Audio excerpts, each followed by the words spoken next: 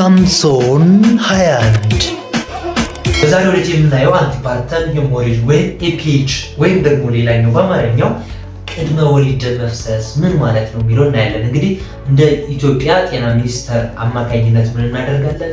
በጋይድላይኑ መሰረት በ28ኛው ሳምንት እርግዝና ወር ጀምሮ እስከ መጨረሻው ጽንስ እስኪወለድ ድረስ ከማህፀን የሚወጣ የደም መፍሰስ ነው። ታዲያ የመጨረሻው ጽንስ እስኪወለድ ማለት ምን ማለት ነው ካላችሁ፣ ለምሳሌ ሁለትና ከዛ በላይ በአንድ ጊዜ እርግዝና ካለ ሙሉዎቹ አጠቃላይ የተረገዙ ልጆች እስኪወለዱ ድረስ በዛ መካከል ደም መፍሰስ ካለ በቀጥታ ኤፒኤች ይባላል ማለት ነው። ስለዚህ ይሄ ኤፒኤች እናቶች ከተከሰተባችሁ ሕክምናና ክትትል ማድረግ አለባችሁ። ይህ ነገር ካላደረጋችሁ ጽንሱ እናንተም ህይወታችሁ ያልፋል ማለት ነው። ስለዚህ በእርግዝናና በወሊድ ጊዜ አደገኛ ችግሮች ከሚባሉት ወይም ኦብስታትሪክ ኢመርጀንሲ ከሚባሉት ውስጥ አንዱ ኤፒኤች ነው ማለት ነው። እንደውም ጥናቶቹ 4% የሚሆኑ እናቶች ላይ ይከሰታል ይላል ማለት ነው። ስለዚህ መነሻዎቹ ምንድናቸው ብለን ስናይ በሁለት መንገድ ከፍለን እናያለን። የመጀመሪያውን ከፍለን ስናየው ኦብስታትሪክ ኬዝ ወይም ደግሞ ከእርግዝናና ወሊድ ጋር የተገናኘ ሲሆን፣ ሁለተኛው ደግሞ ነን ኦብስታትሪክ ኬዝ ወይም ደግሞ ከወሊድና ከእርግዝና ጋር ያልተያያዘ ይሆናል መነሻው ማለት ነው። ለምሳሌ ኦብስታትሪክ ኮዝ የምንለው የመጀመሪያው ፕላሴንታል አብራፕሽን ወይም ደግሞ የእንግዴ ልጅ ሕፃኑ ከመወለዱ በፊት ቀድሞ መላቀቅ ማለት ነው። ሁለተኛው ፕላሴንታ ፕሪቪያ የምንለው ወይም ደግሞ የእንግዴ ልጅ ቀድሞ ሲመጣ፣ ሶስተኛው ቫዛ ፕሪቪያ፣ አራተኛው ዩትራይን ራፕቸር፣ አምስተኛው ዲኤሲ ወይም ደግሞ የደም መርጋት ችግር ነው። ሁለተኛው ደግሞ ነን ኦብስታትሪክ ኮዝ ሲሆን ነን ኦብስታትሪክ ኮዝ ደግሞ የምንላቸው የማህፀን በር ካንሰር፣ የማህፀን በር መቆጣት፣ ማህፀን ጡንቻዎች ለስለስ ያሉ እጢዎች መፈጠር እንዲሁም ደግሞ የብልት መሰንጠቅ ናቸው ማለት ነው። ታዲያ እነዚህ ነገሮች ካሉ ክላሲፋይ ካደረግናቸው በጣም በዋነኛነት በጣም ለእናትየዋ ላይ ኤፒኤች ሊያጋልጡ የሚችሉ አንቲፓርተም ሄሞሬጅ ላይ ወይም ደግሞ ቅድመ ወሊድ ደም መፍሰስ ላይ ሁለቱ ዛሬ እናያለን ማለት ነው። ፕላሴንታል አብራፕሽን እና እንዲሁም ደግሞ ፕላሴንታል ፕሪቪያ ምን ማለት ነው የሚለውን በደንብ እናያለን። ፕላሴንታል አብራፕሽን ምን ማለት ነው የሚለውን አሁን አንድ ምሳሌ ልስጣችሁ። ለምሳሌ ይህን እኔ እንደ ምሳሌ እናንተ በሃይላንድ መጠቀም ትችላላችሁ።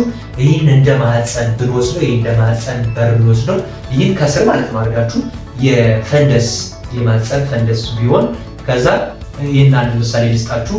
ኖርማል ከሆነ የእንግዴ ልጅ የሚጣበቀው ፈንደስ ላይ ማለት ከላይ የማህፀን ግድግዳ ላይ ይጣበቃል ማለት ነው። ስለዚህ የእንግዴ ልጅ ኖርማሊ ሕፃኑ ከተወለደ በኋላ ይላቀቃል ማለት ነው። ከተወለደ በኋላ ሕፃኑ እንደዚህ ሹልክ ብሎ ከተወለደ በኋላ ይላቀቃል። ነገር ግን ፕላሴንታል አብራፕሽን ወይም ደግሞ አብራፕሽን ፕላሴንታ የምንለው የእንግዴ ልጅ ቀድሞ መላቀቅ የምንለው ልክ ሕፃኑ ሳይወለድ ቀድሞ የሚላቀቅ ከሆነ በከፊል ሊሆን ይችላል፣ ሙሉ በሙሉ ይችላል። ሁለተኛው ፕላሴንታ ፕሪቪያ የምንለው ወይም ደግሞ የእንግዴ ልጅ ቀድሞ ሲመጣ ወይም ደግሞ ልክ ይሄኛው የማህፀን በር ቢሆን ልክ ማህፀን በር ቀዳዳው ላይ ከስር እንደዚህ ሲተኛ ወይም ደግሞ በከፊል ሊሆን ይችላል፣ ሙሉ በሙሉ ሊሆን ይችላል፣ እንደዚህ ሲጋደምበት ማለት ነው።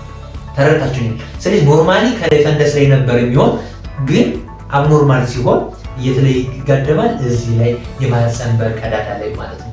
ይሄ ፕላሴንታ ፕሪቪያ ይባላል ማለት ነው። ግልጽ ነው አይደል? ግልጽ ነው። ስለዚህ አሁን ምልክቶቹ ደግሞ ይለያያሉ። አሁን ምልክቶቹ የፕላሴንታ አብራፕሽን ወይም ደግሞ የእንግዴ ልጅ ቀድሞ መላቀቅ እና እዚህ ጋር የእንግዴው ልጅ ቀድሞ መምጣት ልዩነቱን ላስረዳችሁ። ለምሳሌ አንድ በግ ወዲያውኑ እንዳረዳችኋል ደሙ ምንድነው የሚሆነው? ብራይት ሬድ አይደለ? ደመቅ ያለ ቀይ ነው የሚሆነው አይደለ? ከዛ ትንሽዬ ደግሞ ሲቆይ ምንድነው የሚሆነው? ዳርክ ሬድ ይሆናል። ጠቆር ያለ ቀይ ደም የረጋ ይሆናል ማለት ነው። እዚህ ጋር አሁን ከዚህና ከዚህ እዚህ ጋር የማህፀን በር አለ ብያችኋለሁ። እዚህ ጋር ፈንደስ አለ የማህፀኑ ማለት ነው። ስለዚህ የማህፀን በሩና ከዚህኛው የትኛው ነው ልክ በብልት አድርጎ ለመውጣት ቀድሞ የሚወጣው የትኛው ነው? ከዚህና ከዚህ እዚህ ጋር ያለው አይደል? ስለዚህ እዚህኛው ላይ ያለው ደም ቅርብ ቶሎ ስለሆነ የሚታየው ነው እንደወጣ ስለሆነ ደሙ ምን አይነት ደም ይሆናል? ብራይት ሬድ ይሆናል ማለት ነው። የፕላሴንታ ፕሪቪያ ወይም ደግሞ የእንግዴ ልጁ ቀድሞ መምጣት እዚህ ጋር የማህፀን በር ቀዳዳው ላይ መተኛት ማለት ነው። ስለዚህ እሱ ብራይት ሬድ ይሆናል። እዚህ ጋር ያለው ፈንደሱ ሲላቀቅ ማለት ነው። ከፈንደሱ ላይ ቀድሞ ከተላቀቀ ምን ይሆናል? ዳርክ ሬድ ይሆናል፣ ጠቆር ያለ። ምክንያቱም ከዚህ ከፈንደሱ አስቡት ከፈንደሱ ወርዶ እንግዲህ ልጁን አልፎ እንዲሁም ደግሞ ምን ያደርጋል ይሄ ልጁን አልፎ ምናምን እስኪመጣ ድረስ ያለውን ጉዞ አስቡ። ከዛ በኋላ እየጠቆረ ይመጣል ማለት ነው።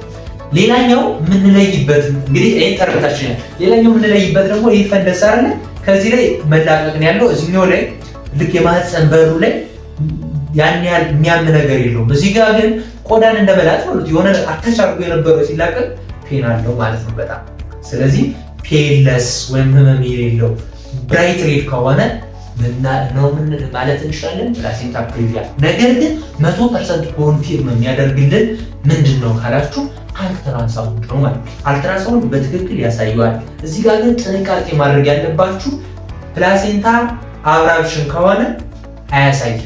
ነገር ግን ይሄኛው ሩል አውት የሚያደርግልን ከሆነ ለምሳሌ ፕላሴንታ ፕሪቪያ ካልሆነ ካረጋገጠልን ይሄ ፕላሴንታ አብራፕሽን ብሎ በዛኛው ቅድም በነገርኳችሁ በእናትየዋ ግል ታሪክና በአካላዊ ምርመራ አማካኝነት ማወቅ ይቻላል ማለት ነው። ግልጽ ነው፣ ተረድታችኋል። ስለዚህ አጋላጭ ነገሮችን ማየት እንችላለን። ለምሳሌ ለእነዚህ የሚያጋልጡ ነገሮች ጠቅለል አድርገን እንየው።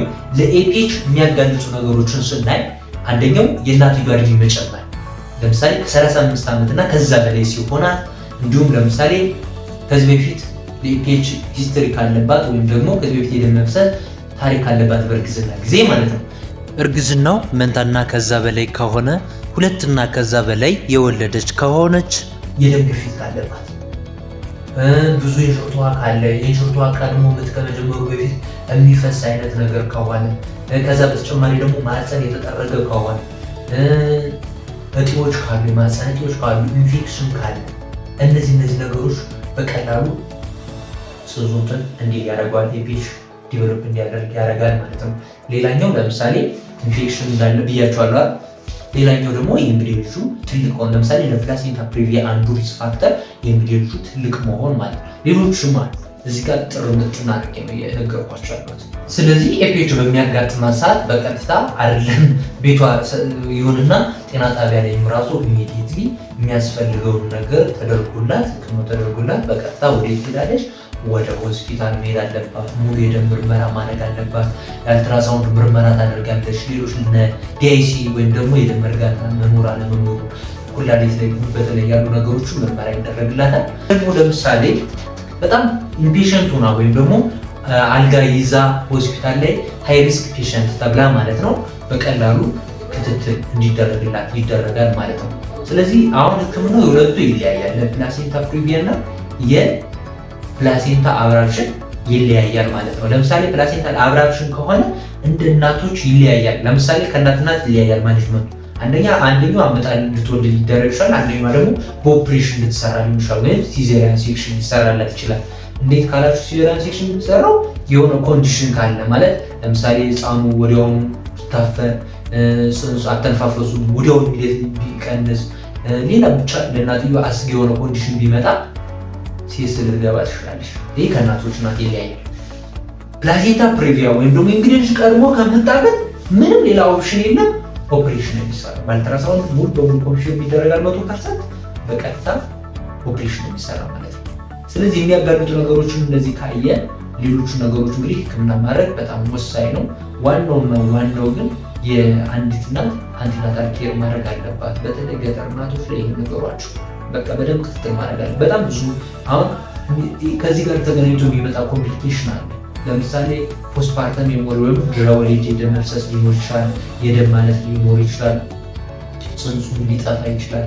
ስለዚህ ይሄን ነገር በደንብ ህክምና ላይ በደንብ መታየት አለበት። በደንብ እንድትታይ በቀጥታ እናንተ እገዛ ያስፈልጋል ማለት ነው። ሳምሶን 21